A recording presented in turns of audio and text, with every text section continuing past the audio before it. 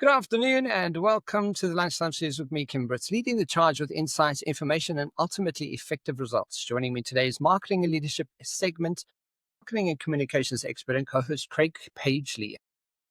Kevin, great. Well, thanks. Thanks again for the flattering intro. I hope you're doing well. I do believe that you're working remotely and having a little bit of a holiday in between. Yeah, in preparing for today's show, I realized that we're at the end of April already as well. And Yeah. Q1 of 2025 gone, Kevin.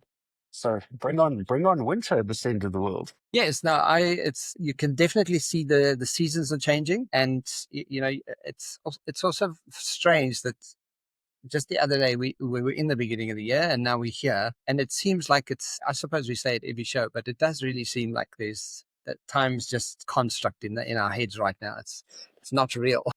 But I suppose, the fact that we're both quite busy and consumed with work and life just, allows it to flip us by. But I think somebody who's sitting in a negative space with nothing to do and really battling along in life, you count every single day in detail. Yeah, absolutely. But Craig, we had a great conversation last week when we discussed what it takes to manage stakeholder relationships in C-suite. Moving from that insightful conversation, what do we have in store for today's conversation? Yeah, Kevin, thanks. So before we jump into today's topic, I just want to remind our listeners that in that conversation last week, we covered the article titled Navigating the C-Suite, Managing Stakeholder Relationships, and the article was written by Dr. Ajit Kambil. I came across this article in Deloitte.com, and it definitely is one worth reviewing in detail for the listeners, especially the types of business personalities chart that's referenced in the article, because it really enables you to understand different communication styles and themes as well. So, yeah, jumping back today, for today's conversation, I want to move from the C-suite theme of last week to a topic that definitely has consumed an inordinate amount of my time recently, that being the topic of employer branding. And yeah, you'll definitely be familiar with this topic, Kevin. As you know, I've been consulting in this space for a while now and on a number of key exciting projects, and we've definitely shared a few insights on some of those projects. Yeah, Craig. So then jumping straight into that topic, because I know it's something you love. So what exactly is employer branding and how does it differ from normal branding? Kevin, a good question to start the conversation off with. It is important for me to note that from the various sources and content I pulled from the web over the past year or so, AI included, there are going to be different inputs that I've constructed to get sort of definitive examples of the conversation today.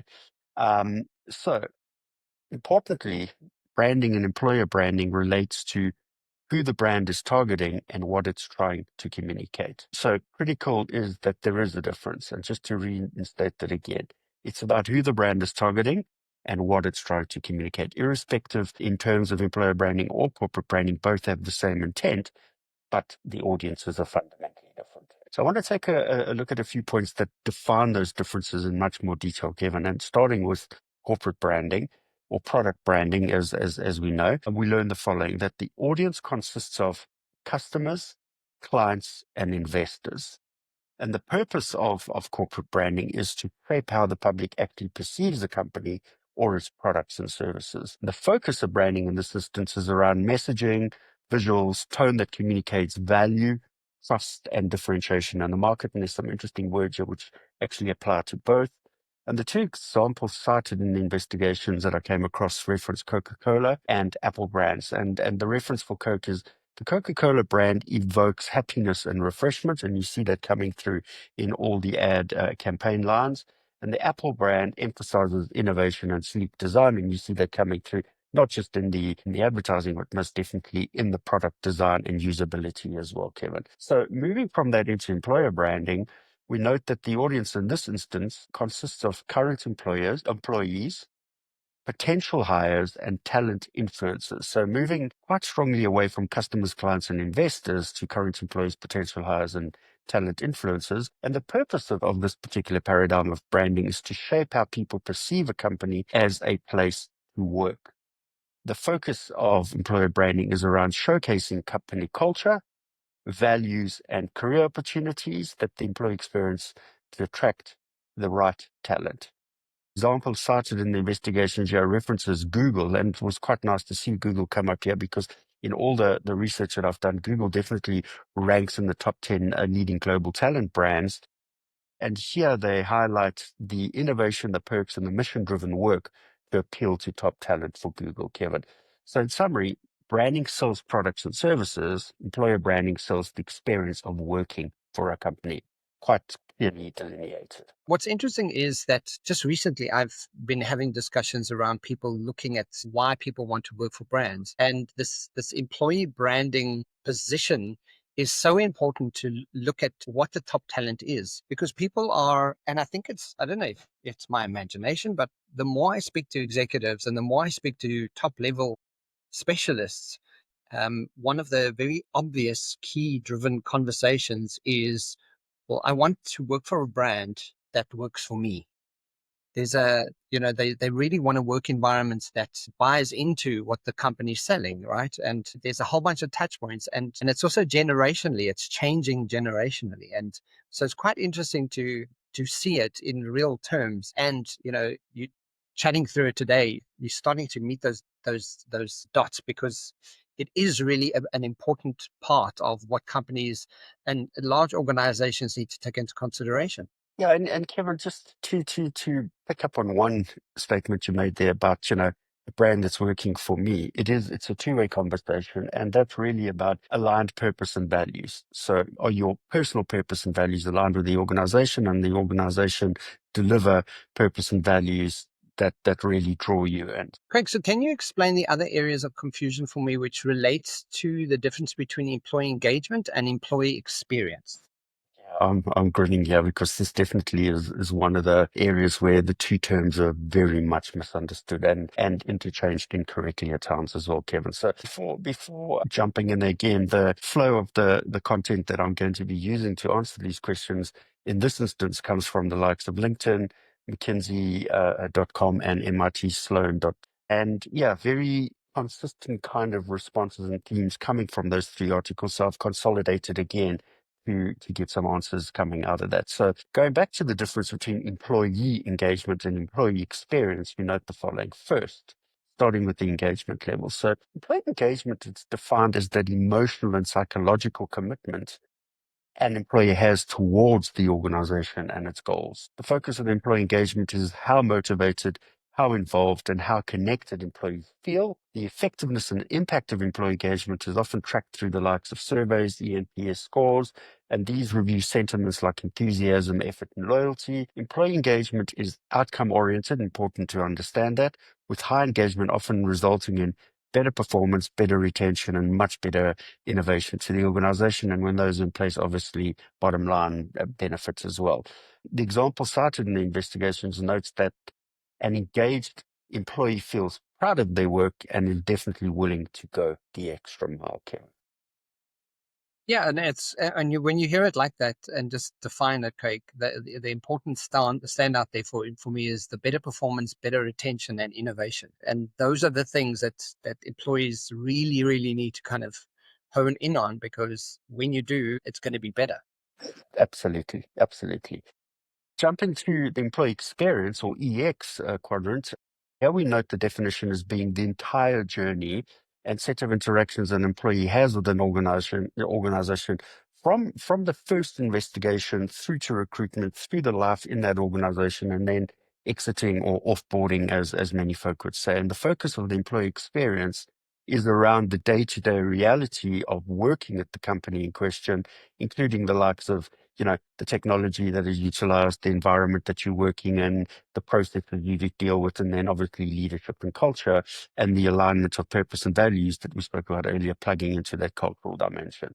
The employee experience is holistic as opposed to outcome based in the other definition, and is design led and involves intentionally designing touch points like onboarding, performance reviews, your workplace tools, etc., to improve the satisfaction and productivity. And the examples cited in the investigations here note that a great employee experience might include a smooth onboarding, flexible work arrangements, and meaningful career growth opportunities.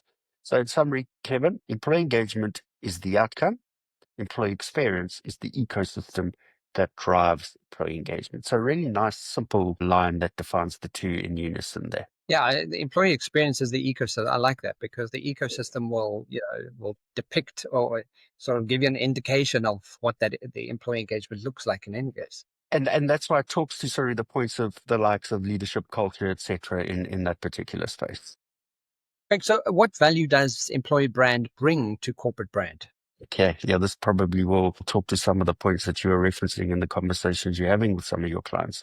So it is a good question, Kevin, and the entire proposition starts with the term we're hearing more and more frequently, and that is around this premise of the war for talent. And yeah, let's start by setting some context around the intentions of employer branding first. So winning the war for talent is about staying at the forefront of attracting new talent and developing and motivating existing talent. And it's fundamentally about the external and the internal. And the most emphatic statement here is having a strong employer brand is no longer a luxury. It's an imperative. And I'll reference some stats to justify the statement shortly, but this is firstly supported by another important statement, that of if you aren't already treating branding as a basic building block for your recruitment strategy, chances are that your competition is, and you're falling way behind. The employer branding means creating a strategy that aligns with your organization's culture. And one of the most important aspects here is to understand, that, as I referenced earlier, both the internal and external focus is about, engaging with both current and future employees anywhere, anytime. It's about understanding the channels that they communicate with and making sure that you're present in those environments. It gives job seekers that realistic preview of working for your company, and it inspires your existing talent to actually remain an employee of the company, Kevin. There's another whole conversation we can have on the last point here, because the most effective strategy or strategically positioned employer brands should also work as a minimum, as a medium to take note of this negative statement, rid the organization of the wrong talent. So the misalignment of that shared values and purpose really comes to the fore in that instance. And it is a key signal when the problem areas exist in this regard. And employer branding, when you really are unpacking the internal and external proposition, you can see where the areas of weakness are, and possibly build up to make it more attractive, or realize that folk in that environment don't actually belong on the proposition. But that all said, Kevin, all other things being equal, the best employer brands tend to attract the best talent. And with an authentic employer brand, your recruitment costs will definitely go down, and your employee retention will definitely. Craig, and I think, yes, what's fascinating about this conversation is it should enable a brand to get rid of talent that don't belong there, right? And I think when you hear it in that context, in that frame, people honestly often they resort to business branding and positioning an employer brand to being all cute and fluffy and this is how we culture and this is how we do things, but they're positioning it like this gives you a clear indication of who you are, what you do there and what you won't do. And I think the won't part is the necessary factor to understand. If you as an employee don't fit in what we don't do here, find another job. And I think it's an important, because that's such clarity for that brand to kind of go, no, it's not like we testing waters. This is who we are, and this is what we won't tolerate. I think it's a very good reason to have that impact. 100%. And Kevin, if the organization's purpose and values are absolutely fundamentally aligned with the principles of doing good, the environmental aspects, ESG, good behaviors, and all of those things, then you look in on that, and if you don't fit with that, you definitely know you're in the wrong place. Yeah. Craig, you talk about recruitment costs going down. What are some of the facts to prove statements? Yeah, Kevin, the reality is there's a plethora of facts and stats that are being spewed out on the web there, and I've pulled a couple of those from the various sites that I've reviewed. But LinkedIn is really giving some really great statements here. So I've consolidated some of those, and a lot of the references are coming from LinkedIn. Interestingly, it starts with a statement that 39% of respondents in the various research pieces that have been conducted actually believe that talent branding will be a long-lasting trend to focus on in the future. And that really, enlightens me, because I'm focused on that particular space at the moment. And Hopefully there's some good workflow coming out of that. 43% of the respondents to some of the research conducted believe that companies with a strong talent brand can experience about a 43 to 50% reduction in cost per hire. There's that reality. And Kevin, cost savings attributed to three principal areas coming out of the research. First is increase in the inbound applications, attracting more qualified applicants. The hiring processes on the back of more qualified applicants coming in, and higher offer acceptance rates. So all of that reduces the time to fill the posts, which in itself is a cost saver. 59% of the recruiting leaders worldwide also believe that they are going to increase their investment in talent branding in the next year to two. 55% of recruitment leaders worldwide also report at having a proactive talent brand strategy in place. That's really encouraging to see. 75% of job seekers consider a company's brand before applying for a job, Kevin. Here, it's about, trusting the candidates also trust organizations' employees 3 times more than the company itself to provide credible information on what it's like to work there. And 61% of job seekers first seek out a company's website and social media to learn more about that employer. Yeah, if you don't have a good career site, you're definitely not even in the run in the conversation here. But what's interesting, this conversation is also impacting the new decision from all corporates to move back to working in the office. And because it's knock-on effect that, you've been working at home for the last 4 years, 5 years, and now suddenly there's this big pull and people requiring you to move back into the office where my partner, he works remotely, and just the idea of him having to, you know, travel back to Johannesburg to be in an office 3 days a week, it's already, he's already questioning, like, I don't know if I could work there. So the brand, or how the brand is set up, and I think this is going to be the tricky part for in organizations at the moment, because you will lose talent based on the fact that if it doesn't support what your people want exactly, people will just go where they, and it's almost like employees are starting to dictate how things work and what they and some people will go, yeah, I'm fine with that. Some people will just go, nope, it doesn't fit my value system, so I need to leave here. And again, interesting because you ended that statement with the reference around the value system aspect again. Are their purpose and values aligned?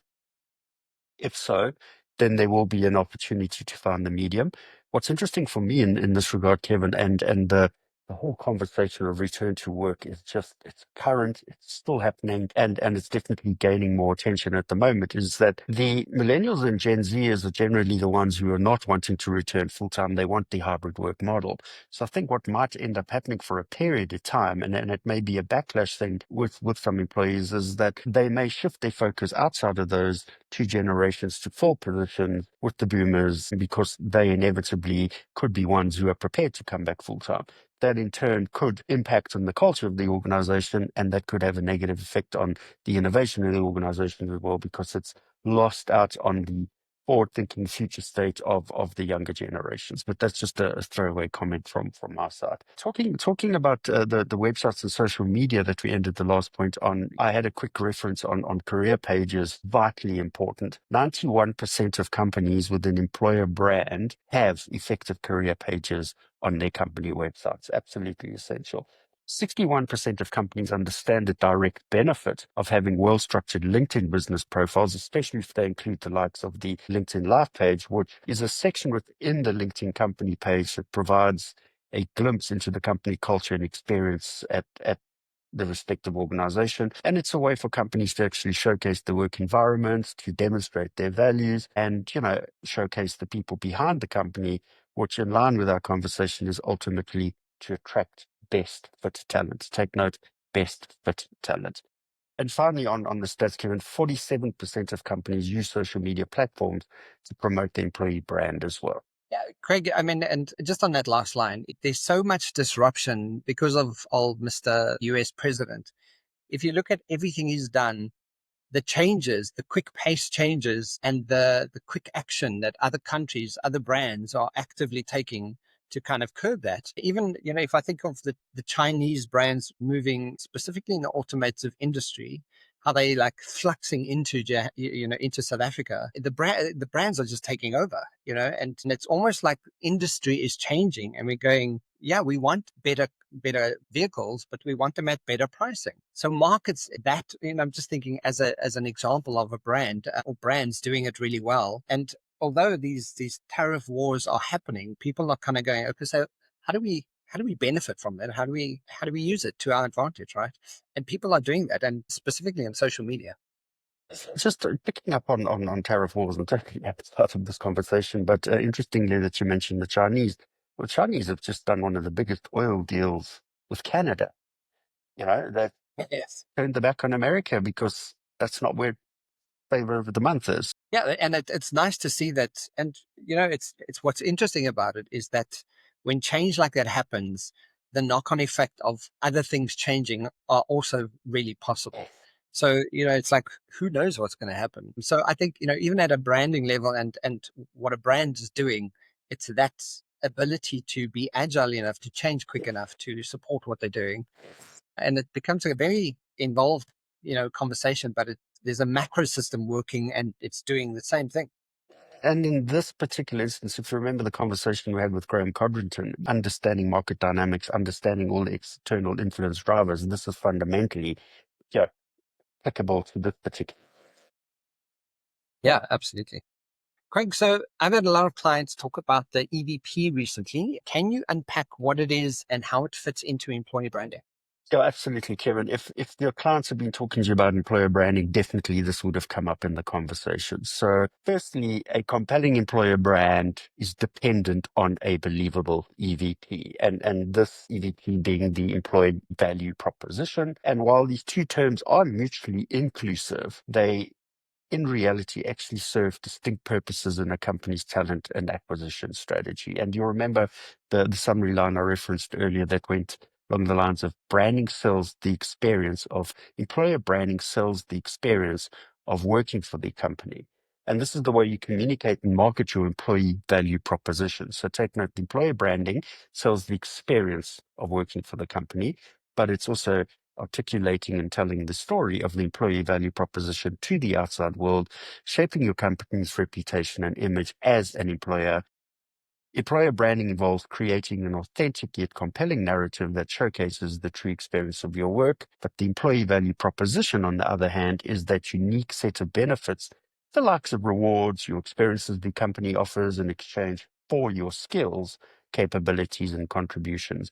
And there's a great quote from Flex Career Site that notes that it's the deal between the employer and the employee. Think of it as the ingredients that make your company irresistible to job seekers and the secret sauce that makes your employees stay. So, a really wonderful little phrase that. Yeah, and I think it ties back into that conversation is, what is that value proposition, and does it align with?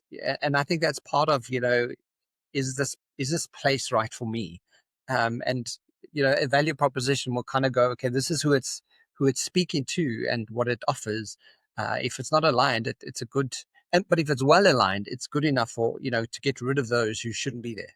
I like that. So what comes first, EB or EVP, Craig? Very good question, Kevin. Yeah, so I just want to provide some clear facts on what is included in the employee value proposition, because this might give a bit of context in driving us to the direction of what comes first. So again, referencing Flexa Careers, we note the following here, Kevin, in that compensation and benefits is paramount. This includes obviously the likes of salary, bonus structures, health insurance, your retirement plans, and any of the other financial perks that organizations would add to make their business more attractive. It's about work environment and really gaining more relevance at the moment in light of the conversation on return to work and mental wellness. Covers aspects of the flexible working options, your office amenities, and the demonstration of company culture, work-life balance policies that support employees' lives outside of work, such as parental leave, the sabbaticals, and most importantly, wellness programs.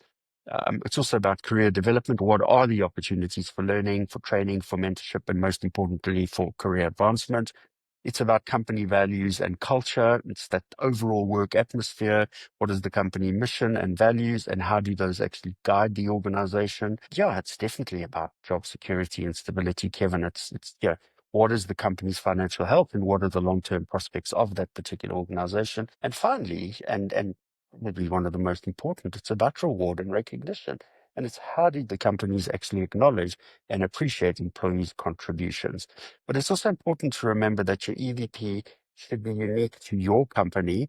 And actually, it is an opportunity to really help position what sets you apart from your competitors as an employer. I've been privy to a sales environment where they do the recognition and rewards quite specifically, and they do it on a quarterly basis. And who's the best sales team, and to the degree that I've seen, where they'll stay in that environment based on the fact that every quarter they get an incentive bonus, and they make a big hoo-ha about it, and you get called up on stage, you get trophies, they really go, so depending on the environment, people stay purely based on the fact that there's actual reward and recognition that they get would not be the same in a different environment, right? So it's interesting to see how important just that simple last line is.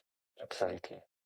But jumping back to your question then, in reality, the EVP should come first, Kevin, and let's take a look at why. So it's the foundation. The EVP forms the foundation of your employer brand, and it's difficult to effectively brand something that you actually haven't defined. So it really does need to come first.